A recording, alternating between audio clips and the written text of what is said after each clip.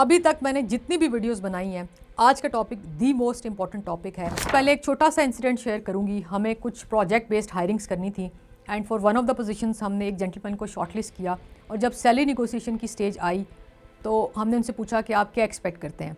हमारा बजट था between $1,000 to $3,000 a month. वो ऑलरेडी 1,000 ले रहे थे, तो उन्होंने हमें कहा कि वो सिर्फ 15% इंक्रीज़ एक्सपेक्ट कर रहे हैं, जो कि बहुत ही लोअर साइड पे था। जस्ट इमेजिन कि अगर उन्होंने $1,500 अ मंथ भी हमसे निगोशिएट कर लिया होता तो 3 सालों का प्रोजेक्ट था, कितना ज़्यादा उन्होंने लॉस फेस किया। जबकि इसी प्रोजेक्ट की एक और पोजीशन के लिए जिसका बजट था $5,000 अ मंथ, हमने एक कैंडिडेट को शॉर्टलिस्ट किया एंड गेस व्हाट, उन्होंने हमसे $13,000 अ मंथ पे निगोशिएट किया। तो इन दोनों सिचुएशंस में क्या डिफरेंस है? देखिए, निगोशिएशन इस रबर बैंड की तरह है। फर्स्ट कैंडिडेट ने इसको सिर्फ इतना स्ट्रेच किया, सेकंड वाले जो हैं वो उसको फुल यहाँ तक ले गए। तो यहाँ से यहाँ तक आपने कैसे आना है वो आज हम डिस्कस करेंगे, यानी आप हर सिचुएशन में कैसे ऑप्टिमम बेनिफिट्स ड्राइव कर सकते हैं। और वीडियो के लास्ट में मैं एक बोनस टिप भी शेयर करूँगी जो कि सैलरी निगोशिएशन के लिए बहुत हेल्पफुल हो सकती है। And without wasting time, let's learn this art of negotiation. Negotiation का सबसे basic principle, the most important, that is knowing your worth, यानी आपकी क्या वैल्यू है, आप क्या कंट्रीब्यूट करेंगे। अगर आपकी सेल्फ असेसमेंट ही गलत है, आपने अपने आप को मिस जज कर लिया है, तो फिर आपकी निगोशिएशन की बेस ही बहुत वीक है और इसका कोई अच्छा एंड नहीं होगा। इसी तरह अगर आपका कोई ओपिनियन है तो उसके पीछे क्या लॉजिक है, या अगर आप कोई आइटम सेल कर रहे हैं, लेट्स से कोई घर सेल कर रहे हैं आप, तो लेट्स से उसकी वैल्यू एक्चुअल $3 मिलियन है, आपने एज्यूम किया हुआ है कि वो $5 मिलियन का है, तो फिर आप जितना भी निगोशिएट कर लें, एक तो आपको वो प्राइस नहीं मिलेगी, दूसरा आप उससे अनसेटिस्फाइड रहेंगे। और एक चीज़ बताऊं, सैलरी निगोशिएट करते हुए कभी भी स्किल्स को आप कंट्रीब्यूशन या वैल्यू एडिशन या वर्थ में कैलकुलेट ना करें, क्योंकि स्किल्स जिनके पास है ऐसे लोगों के ढेर हैं। तो उसके अलावा आपकी क्या वैल्यू है, क्या वर्थ है, वो आपको पता होना चाहिए, उस पर आप क्लियर हैं तो ही आप अच्छा निगोशिएट कर सकेंगे। निगोशिएशन में सेकेंड मोस्ट इंपॉर्टेंट है लिसनिंग, जो कि अनफॉर्चुनेटली हमारी बहुत ही वीक है। जब आप किसी को सुनेंगे तो आप उसको समझेंगे, प्रोसेस करेंगे, अंडरस्टैंड करेंगे, and then you will revert back to something that is needed. और वो कहते हैं ना, रीड बिटवीन द लाइन्स। बहुत सारी चीज़ें ऐसी होती हैं जो आपने जज करनी होती हैं वाइल इंटरेक्टिंग। फॉर एग्जाम्पल, आप बार बार कहते जा रहे हैं मेरी कम्युनिकेशन अच्छी है, उनको कम्युनिकेशन चाहिए ही नहीं है, उनको ये चाहिए कि आप क्लाइंट के साथ कैसे डील करेंगे।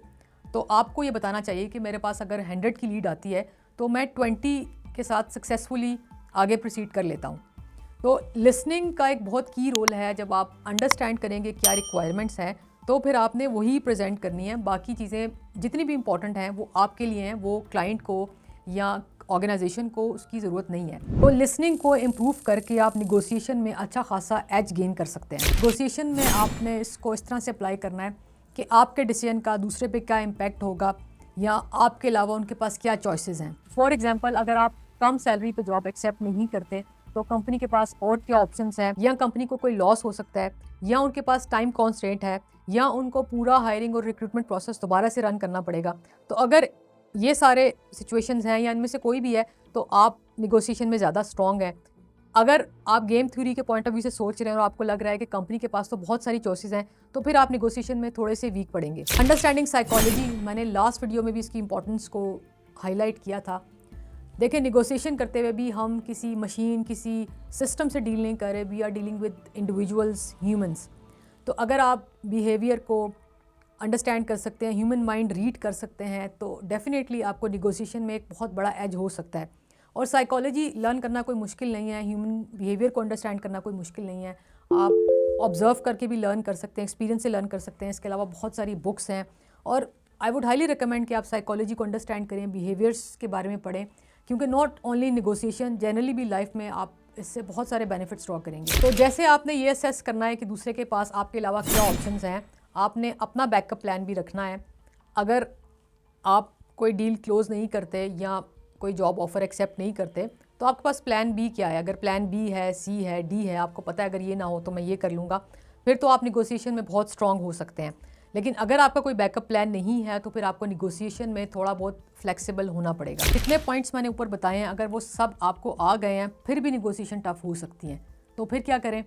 फिर आप ये करेंगे, ऑब्जेक्टिव क्राइटेरिया बना लें जैसे सैलरी निगोशिएशन के लिए मैंने क्राइटेरिया बनाया है, इसी तरह आप किसी भी सिचुएशन के लिए क्राइटेरिया बना सकते हैं। इसका बेनिफिट क्या होगा, आप जितना भी आर्ग्यू करेंगे आपकी डिस्कशन स्ट्रक्चर्ड रहेगी, किसी के इमोशंस हर्ट नहीं होंगे और आप पूरी निगोशिएशन को लीड कर लेंगे क्लैरिटी के साथ। पर्सनल इंटेलिजेंस लिसनिंग की तरह ये भी बहुत नेग्लेक्टेड है। तो देखें, जब आप निगोशिएट कर रहे हैं दो चीज़ें इन्वॉल्व हैं। एक वो टॉपिक है, मैटर है जिस पे आप निगोशिएट कर रहे हैं, जैसे जॉब है, सैलरी है, या किसी चीज़ की प्राइस है, या कोई ओपिनियन है। उसमें जो दूसरी पार्टी इन्वॉल्व है वो ह्यूमन है, इंडिविजुअल है जिससे आप डील कर रहे हैं।